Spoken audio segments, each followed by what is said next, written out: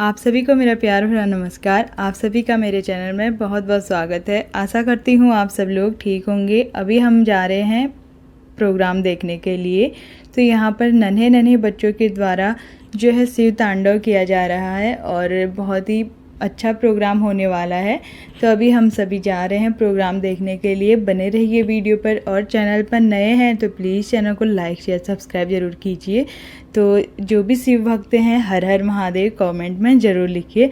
और अभी यहाँ पर देखिए साइकिल को जो है बच्चों की सबसे पहले पार्किंग में लगा देते हैं। बच्चे साइकिल लेके आए हैं तो फिर जाके हम देखते हैं अंदर कितनी भीड़ हुई है। और उसके बाद 7 बजे से जो है शुरू होने वाला है प्रोग्राम। तो अभी जो है भीड़ तो दिख रही है अंदर जाते हुए।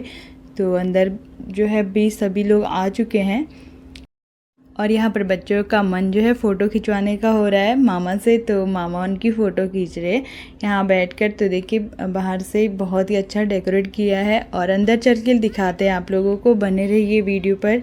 और शिव भक्त तो मुझे यकीन है कि पूरी वीडियो देखेंगे।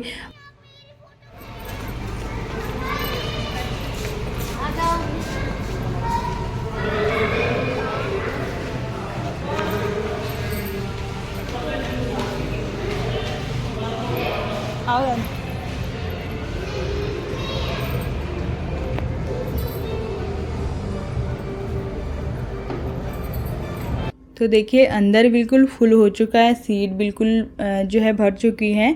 और अभी हम फिर भी टाइम से आ गए हैं और स्टार्ट तो अभी नहीं हुआ है, 8 बजने वाला है। तो अभी सभी जब आ जाएंगे तो फिर स्टार्ट हो जाएगा।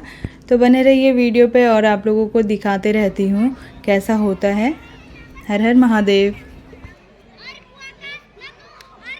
आप लोग जब भी पसंद आवे, कुछ भी अच्छा लगे, अपने बच्चों का उत्साह जरूर बढ़ाएंगे, ताली बजा के उनका उत्साह बढ़ाएंगे।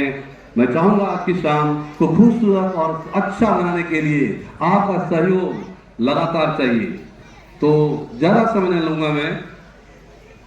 हमारे बीच हमारे जो भी सर आ चुके हैं। आज के जो कार्यक्रम है हमारी सांस्कृतिक कार्यक्रम, जो बस कुछ ही समय में तैयार, हमारी टीम भी तैयार हो चुकी है, यहाँ के सारे बच्चे भी तैयार हैं। बस मुझे आपकी एक प्यार चाहिए और पहला प्यार मैं चाहूंगा आप लोग खुद अपने लिए ताली बजाएं। पहले सबसे पहले तालियां जोर से इस गूंजनी चाहिए तालियां। जो लोग अभी घर में हैं उनको यहाँ आने के लिए मजबूर करना पड़ेगा आपको, क्योंकि कार्यक्रम बहुत प्यारा होने जा रहा है। मैं चाहूंगा कि आप लोग सजग रहें, साथ साथ प्यार बांटते रहें। आज का कार्यक्रम प्यारा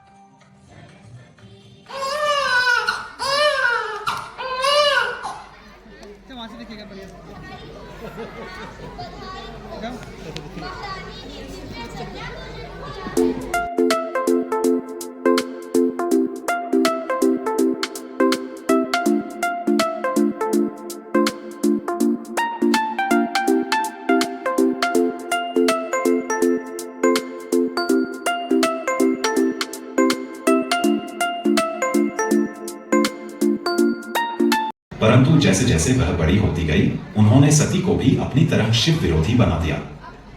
प्रतीत होता है दक्षायनी भेंट के लिए सज्ज है।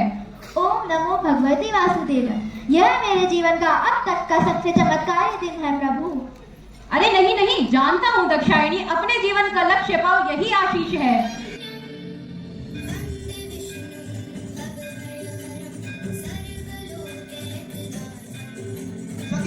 ये कौन सी स्तुति गा रही हो? क्षमा चाहता हूँ प्रभु। पूजा के लिए शब्दों की नहीं भावों की आवश्यकता होती है प्रजापति। मैं इस पूजा से अत्यंत प्रसन्न हूँ। कल्याण हो।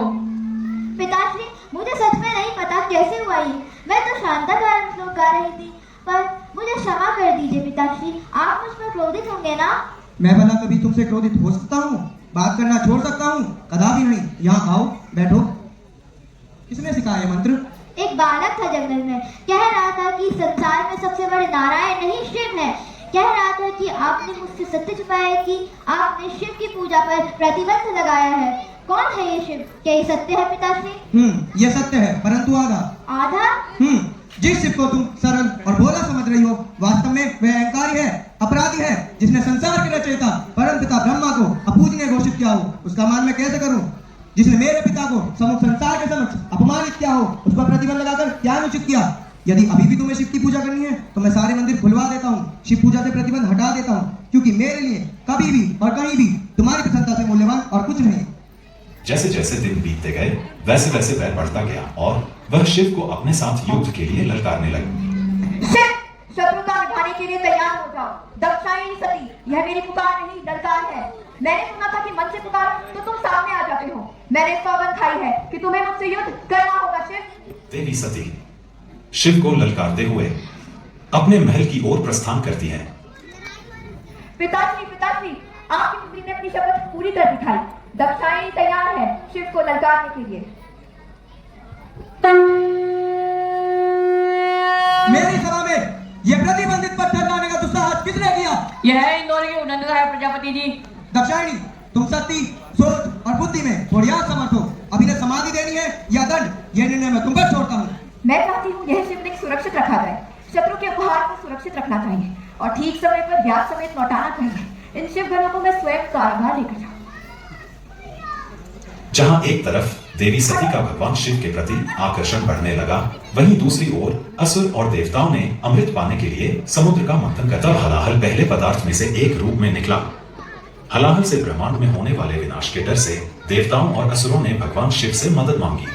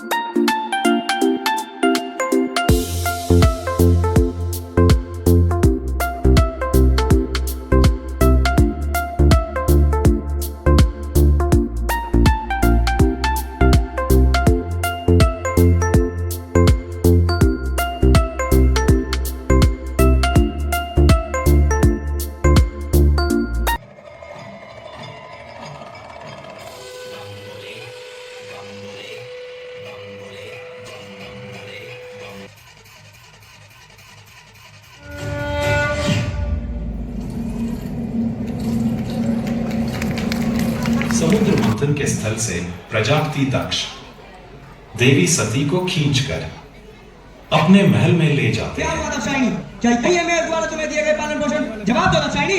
शिव मेरे सर्वस्त्र से हो गए हैं। प्रेम है मुझे शिव से, अनंत प्रेम। शिव मेरे जीवन का आधार है, मेरे जीवन का सत्य है।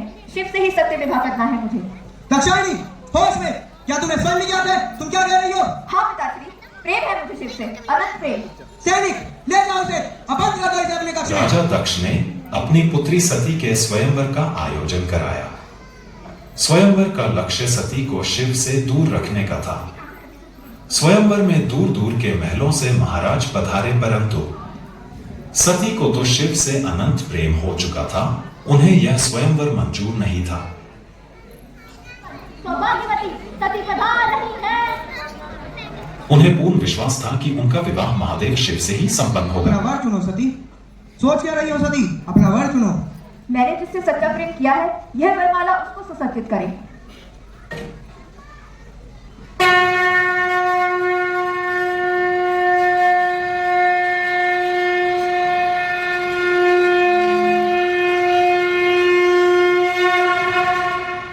स्वयंवर में बिन बुलाए अतिथियों का स्वागत नहीं किया जाता। कौन जमाता? कैसे जमाता? मेरी दृष्टि में तो सती ने अभी तक अपना वर चुना ही नहीं है। मैं इस विवाह को कोई मान्यता नहीं देता। प्रजापति दक्ष, मान्यता देने या नाम देने का प्रश्न ही कहाँ उठता है प्रजापति दक्ष? महादेव और सती का विवाह हो चुका है। नहीं ऋषिवश, प्रजापति दक्ष सत्य कह रहे हैं। यह सती के पिता हैं और इस नाते स्वीकृति का अधिकार इनका है। ओ तो अब आपकी ये कौन सी नई चाल है महादेव? संसार आपका भगवान कहता है, परंतु आप मेरे लिए केवल एक षड्यंत्री हैं। आपने मेरे परिवार के एक सदस्य की मति भ्रष्ट करके उन्हें मेरे विरुद्ध कर दिया, और अब आप मेरी इच्छा के विरुद्ध मेरी पुत्री से विवाह करके मुझे सारे संसार के सामने पराजित दिखाना चाहते हैं। अनाथ मत करो पुत्र, सती तुम्हारी पुत्री नहीं, शिव की पत्नी भी है। उनका हाथ छोड़ दो पुत्र। ये आप क्या कह रहे हैं पिताश्री? क्या आप इस संसार के बाती मेरे और मेरी पुत्री के शत्रु बन गए हैं? जब व्यक्ति को सारा संसार शत्रु दिखने लगे, उसे समझ लेना चाहिए वो स्वयं का शत्रु बन गया है। मैं जो भी कर रहा हूँ मैं सती के हित और उसके सुंदर भविष्य के लिए कर रहा हूँ, और यदि इसके लिए मुझे सती को विवश भी करना पड़े तो मैं करूंगा। पिता हूँ मैं उसका, अधिकार है मेरा उस पर। और मैं तुम्हारा पिता हूँ और मेरा तुम पर भी अधिकार है। उसी अधिकार से मैं तुम्हें रोकता हूँ। सती का हाथ छोड़ दो और इस विवाह को मान्यता दो दक्ष।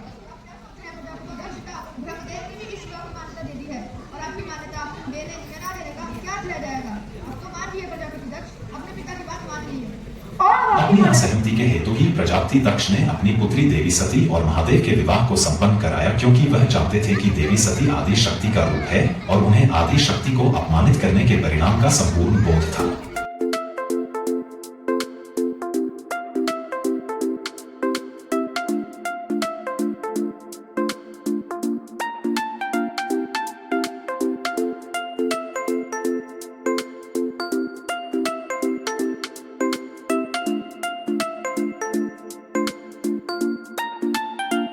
जिसमें सारे देवताओं को निमंत्रण देकर बुलाया गया, परंतु देवी सती और भगवान शिव को महायज्ञ का निमंत्रण न देकर उनका निरादर किया गया। अरे नारद जी, आइए आइए। यज्ञ का निमंत्रण तो आपको अवश्य मिला होगा। यज्ञ? कैसा यज्ञ? आश्चर्य है, अभी तक आपको यज्ञ का निमंत्रण नहीं मिला। कौन सा यज्ञ मुनिवर? क्या कहा? अभी तक नहीं मिला। आप बताएंगे मुनिवर, कौन सा यज्ञ? आपको पता नहीं? इसका तात्पर्य यह है कि दक्ष यज्ञ पिताश्री यज्ञ करा रहे हैं और हमें ही। वही तो हम जानते हैं, ऐसा उन्होंने हमें अपमानित करने के विचार से ही किया है। हमें आमंत्रित ना करके उन्होंने। शांत हो जाइए स्वामी, शांत हो जाइए। पिताश्री से बड़े यज्ञ का आयोजन करा रहे हैं। वहाँ समस्त राजा और मुनियों को आमंत्रित किया है। यदि हम वहाँ नहीं गए तो हमें वहाँ जाना चाहिए स्वामी। परंतु उन्होंने हमें आमंत्रित नहीं किया है सती। तो क्या हुआ? हम उनकी पुत्री हैं और आप हमारे स्वामी हैं। क्या हमें किसी निमंत्रण की आवश्यकता है? आवश्यकता है। ये आयोजन उन्होंने हमारे अपमान करने के उद्देश्य से ही किया है। बिना निमंत्रण के वहाँ उपस्थित होना कदापि शोभा नहीं देगा प्रिया। वो देखिए सभी वहाँ जा रहे हैं। हमारा हृदय नहीं मान रहा है। आप वहाँ चलिए तो स्वामी, देखिए कैसे पिताश्री सभी मान अपमान को भूल बैठेंगे। आपके पिता दक्ष को मैं आपसे कई अधिक जानता हूँ। वहाँ जाने का अर्थ होगा हमारा और भी अधिक अपमान। क्या हुआ सती? मैं इनसे अश्रु पोंछ लीजिए। समझ गया, आपका दुख समझ सकते हैं। हमारी बात सुनिए। क्या हुआ? हमारी ओर देखिए। मुझे खुशी हुई पुत्री कि तुम अपने पिता और अपने पति के बीच की शत्रुता को एक और रखकर यहाँ आने का निश्चय किया, आरक्षित रखा है। यदि तुम नहीं आई होती तो यह स्थान रिक्त ही रहता। जहाँ शिव का स्थान नहीं, वहाँ मेरा स्थान कैसे हो सकता है पिताश्री? तुम्हारा स्वागत है, परंतु भला उस सत्तावासी का यहाँ जाता जटाएं धारण करता है, गले में स्वर्ण हीरे के स्थान पर भूषण पहनता है, नंगे पांव चलता है, हरे पशु का चरण धारण करता है, चंदन के स्थान पर भस्म लगाता है। भला इस सभा में ऐसे विचित्र व्यक्ति का भला यहाँ क्या काम? आप भूल रहे हैं पिताश्री, भुजंग चंदन के पेड़ से लिपटा होता है। भस्मी की महिमा तो आप जानते ही हैं। शिव के शरीर का तेज झुकने के लिए भस्म आवश्यक है, अन्यथा देखने वाला भस्म हो जाएगा। रही बात आपकी दक्षायनी की, उसका कन्यादान आप कर चुके हैं पिताश्री, परंतु यहाँ शिव की पत्नी नहीं, आपकी पुत्री आई है। आपसे एक प्रश्न पूछने, उत्तर दीजिए अपनी पुत्री को। शिव से इतनी शत्रुता क्यों पिताश्री? आपने इस शुभ आयोजन में सबको आमंत्रित किया। बहुत कह लिया और बहुत सुन लिया। अब तुम यहाँ से जा सकती हो कैलाश स्वामिनी, अब तुम यहाँ से जा सकती हो, जाओ। मुझे लगा था कि मेरी पुत्री आई है तो मैंने स्वागत किया, परंतु ये तो कैलाश स्वामिनी है, इसका यहाँ कोई स्थान नहीं। पिताश्री मत कहो मुझे पिताश्री। मुझे लगा था कि मेरी पुत्री आई है, परंतु ये तो शिव की पत्नी खड़ी है। जैसे ही उसे ये पता चला कि निमंत्रण नहीं मिला है, जैसे ही उसे ये ज्ञात हुआ संसार उसके फैलाए हुए व्रत से मुक्त होने जा रहा है, एक महायज्ञ उसके बिना संपन्न होने जा रहा है, उसने तुम्हें भेज दिया। अभी भी उसकी चाल नहीं समझी? प्रयत्न करो दक्षायनी। शिव अपनी पत्नी अपनी स्त्री के पीछे छुपा बैठा है। अरे वह डरपोक है, कायर है। बस पिताश्री बस, अब मैं शिव के विरुद्ध एक और शब्द नहीं सुनूंगी। ना है और ना में आपके निमंत्रण के मिलने या ना मिलने से कोई फर्क पड़ता है, किंतु अब एक पत्नी अपने पति के अपमान से क्रोधित है। मैं इस घर में अपने पति का अधिकार और उनका सम्मान लेने आई हूँ और यह सम्मान उनको मिलना ही चाहिए। सम्मान चाहिए? शिव केवल और केवल अपमान के मानी है और वही उसे मिलेगा। बस पिताश्री। क्यों? शिव की पत्नी बनकर आई हो, इसके व्यक्तित्व की गाथा तो सुननी पड़ेगी। आप क्या कर रहे हैं स्वामी? ऐसे मत कीजिए। शिव केवल एक संसारवासी है और यही सत्य है। सत्य चीख कर कहने से कोई बात सत्य नहीं हो जाती प्रजापति। सत्य को सिर्फ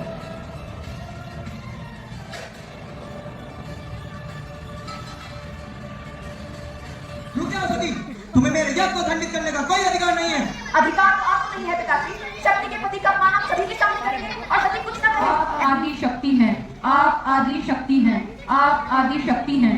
अब हम देह त्याग कर रहे हैं। पुत्री, हाँ पिताश्री, हम जा रहे हैं। अब एक और जन्म ग्रहण करेंगे और वहाँ भी उन्हें अपने स्वामी के रूप में प्राप्त करेंगे। आपकी पुत्री के रूप में नहीं, हिमालय राज की पुत्री के रूप में जन्म लेंगे। सती, जिस यज्ञ को मेरे शिव के अपमान के लिए प्रज्वलित किया गया हो, मैं उसमें स्वयं को खत्म करके स्वाहा कर दूंगी।